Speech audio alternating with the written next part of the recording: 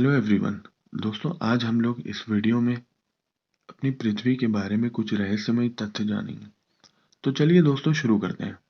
Number 1, पृथ्वी गोल नहीं है। वैसे तो दुनिया भर के साइंटिस्ट किसी न किसी खोज में लगे रहते हैं और वे अपनी खोज में कामयाब भी होते हैं। अंतरिक्ष के बारे में साइंटिस्टों ने बहुत सारी खोजें करी, मगर पृथ्वी के कई तथ्य अभी भी किसी को नहीं पता है। फ्रेंड्स, आप लोगों ने हमेशा से किताबों में, फिल्मों में और फोटोज में पृथ्वी को गोल आकार में ही देखा होगा, मगर असलियत में पृथ्वी गोल नहीं है। पृथ्वी स्फीयर के आकार में है। और ये क्यों होता है, इसके लिए हमें मास और ग्रेविटी के बारे में पता होना चाहिए। इस यूनिवर्स में हर एक चीज का मास होता है। अगर कोई चीज बड़ी है तो उसका मास भी ज्यादा होगा। और दूसरी दिलचस्प बात यह है कि जिन भी चीजों में मास होता है वे एक दूसरे को आपस में खींचती हैं, क्योंकि उनमें ग्रेविटेशनल फोर्स पैदा होता है।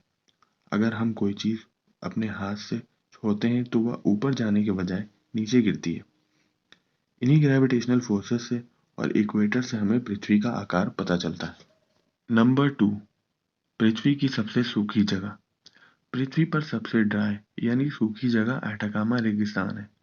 दक्षिण अमेरिका में एक प्लेटू है जो प्रशांत तट को 600 मील की पट्टी को कवर करता है। एटाकामा रेगिस्तान 1,28,000 किलोमीटर में बसा हुआ है। इसे पृथ्वी की सबसे सूखी जगह इसलिए कहा जाता है क्योंकि एटाकामा के कुछ हिस्सों में कभी बारिश ही नहीं हुई। सन 1900 से पहले एटाकामा में 4 साल तक बारिश की एक भी बूंद नहीं गिरी, और अगर कुछ हिस्सों में बारिश हुई भी तो 1 मिलीमीटर से ज्यादा नहीं हुई।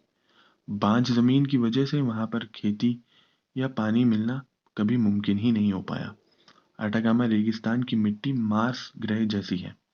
दिन में यहाँ का तापमान 110 डिग्री फ़ारेनहाइट तक देखा गया है। एटाकामा रेगिस्तान को दुनिया का सबसे पुराना रेगिस्तान भी माना जाता है। लाल बिच्छू जैसे जानवर भी यहाँ पाए गए हैं।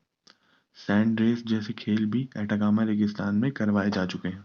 नंबर 3, पृथ्वी का मैग्नेटिक फील्ड बहुत ही ज्यादा ताकतवर है। पृथ्वी के मैग्नेटिक फील्ड को जियोमैग्नेटिक फील्ड के नाम से भी जाना जाता है।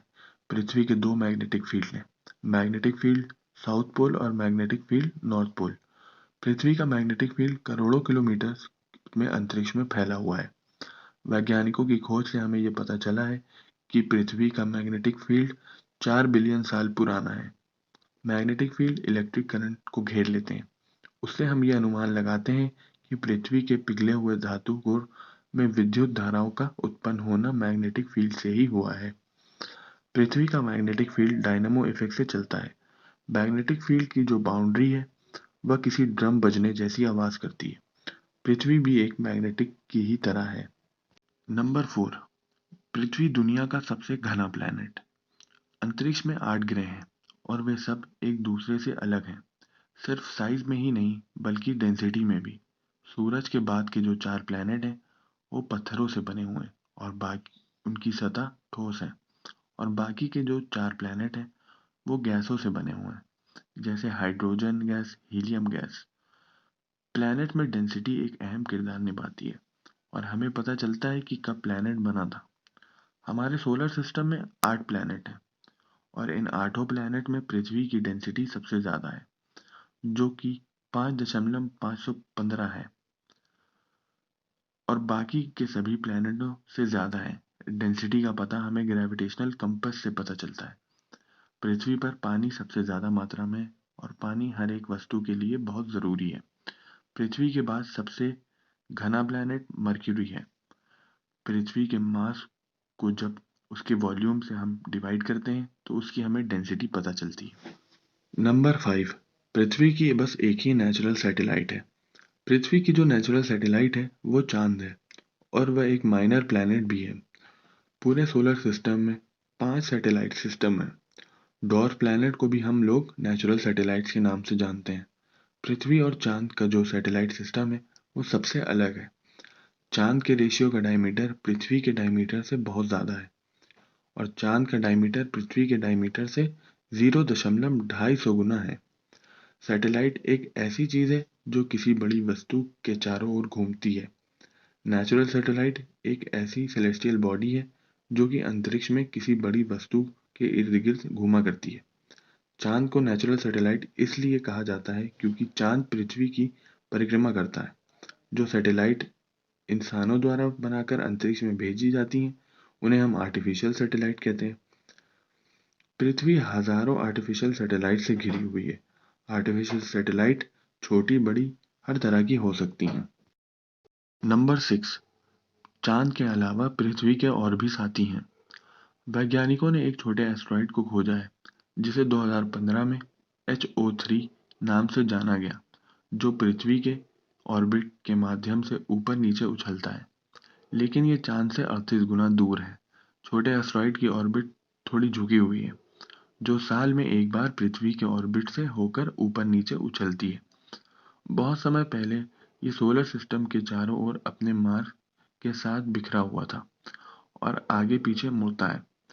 इसे हम लोग क्वाजी सैटेलाइट के नाम से भी जानते हैं। यह एस्टेरॉइड चांद से 3,38,555 मील दूर है। पृथ्वी की मजबूत ग्रेविटी इसे छूटने नहीं देती।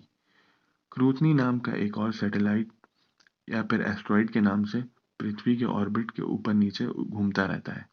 इसका आकार किसी घोड़े की नाल जैसा है।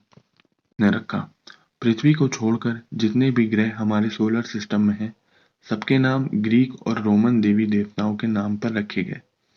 पृथ्वी, जिसे हम लोग इंग्लिश में अर्थ कहते हैं, अंग्रेजी में अर्थ का मतलब जमीन यानी सॉइल है। ये पुराने अंग्रेजी के शब्द अर्था से आता है। पृथ्वी का नाम लगभग 1000 साल पुराना है। हमारी पृथ्वी 4 या 5 अरब साल पुरानी है। पृथ्वी की आयु का पता पृथ्वी पर मिले सबसे पुराने पत्थरों से लगाया गया। अभी तक ये किसी को नहीं पता अर्थ वर्ड किसने सबसे पहले बोला था। ग्रीक और रोमन लोगों ने सोलर सिस्टम के सारे प्लैनेट के नाम रखे थे। जर्मन में अर्थ को अर्दे नाम से, टर्किश में दुनिया नाम से, डच में आर्दे, स्वीडिश में जॉर्ड कहते हैं। 800 सदी के लोग पृथ्वी को सीधा समझते थे। पृथ्वी की गोलाई के बारे में ग्रीक के विद्वानों ने सबसे पहले बताया था। नंबर 8, पृथ्वी का तापमान बादलों से बना रहता है। पृथ्वी के तापमान को बादल एक जैसा रखते हैं। पृथ्वी के तापमान को एक जैसा रखने में बादल बहुत आवश्यक किरदार निभाते हैं। बादल बारिश या बर्फ ला सकते हैं, सूरज की यूवी किरणों को रोक सकते हैं और यहाँ तक कि सूर्योदय को तेजस्वी बना सकते हैं। लेकिन वह तापमान को कैसे प्रभावित करते हैं? इसका उत्तर बादल के प्रकार और दिन के समय पर निर्भर करता है। दिन के समय जब सूरज की किरणें सीधी जमीन पर पड़ती हैं और आसमान साफ होता है, तेज किरणें जमीन पर पड़ने की वजह से पृथ्वी का तापमान गर्म हो जाता है। और जब बादल ज्यादा होते हैं तो आसमान की वजह से सूरज की किरणें पूरी तरह जमीन पर नहीं पहुंचती। इस वजह से पृथ्वी का तापमान ठंडा भी हो जाता है। ग्रीन हाउस एक ऐसा नेचुरल प्रोसेस है जो पृथ्वी की ऊपरी हिस्से का गर्म रखता है।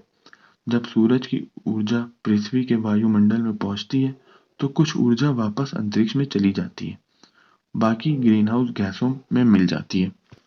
नंबर 9, पृथ्वी पर उबलती नदी। पृथ्वी पर एक ऐसी नदी भी है, उसमें अगर कोई भी चीज गिर जाती है तो वह जलकर खाक हो जाती है।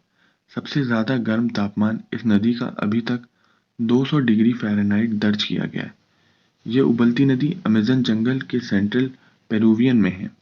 इस नदी का नाम शनय तिम्पिश्का है और ये पृथ्वी की एकमात्र गर्म उबलती नदी है। 6 किलोमीटर लंबी ये नदी है। ये अपने गर्म पानी के तापमान की वजह से जानी जाती है। अब आप सोच रहे होंगे कि इसका पानी गर्म कैसे होता? इस नदी का पानी सूरज की तेज किरणों से इतना गर्म हो जाता है। नदी के कुछ हिस्सों में अगर छोटे जानवर गिर गिर जाए तो वह बच नहीं सकते, और अगर आप कभी वहां एज अ टूरिस्ट जाएं तो अपनी सुरक्षा स्वयं करें। और गाइस, अगर आपको ये वीडियो पसंद आया हो तो इसको लाइक, शेयर और सब्सक्राइब करना मत भूलिएगा।